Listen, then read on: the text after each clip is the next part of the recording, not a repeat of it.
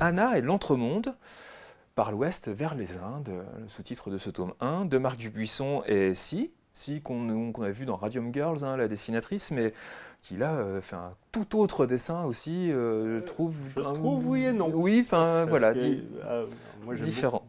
j'aime beaucoup le travail de Si.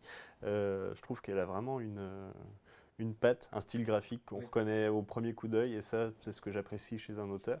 Et là, avec Anna et l'Entremonde, je trouve qu'elle a encore passé un cap.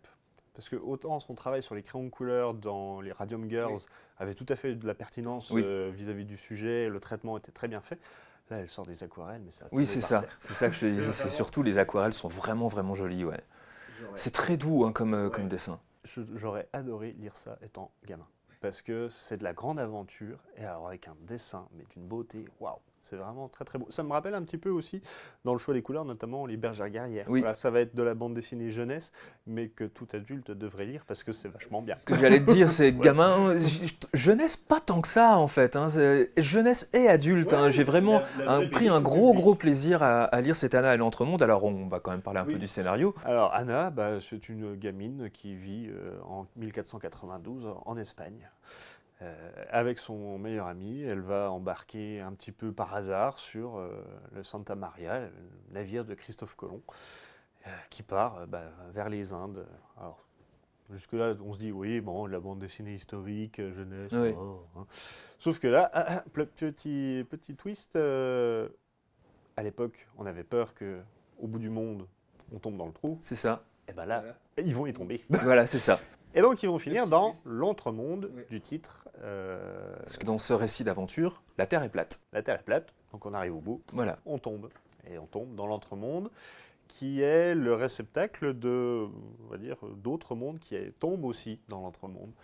Et ça va être le début d'une grande aventure avec les personnages assez fantasques. Elle va rencontrer un ours qui parle, un ours ou approximativement un ours, quoi. Des contrebandiers, un pirate qui a un perroquet sur l'épaule, mais en fait le pirate c'est le perroquet et il a juste un support humain. Et donc voilà, c'est vraiment de l'aventure très drôle. Alors en plus, Dubuisson au scénario, lui a l'habitude de faire des strips atrocement drôles.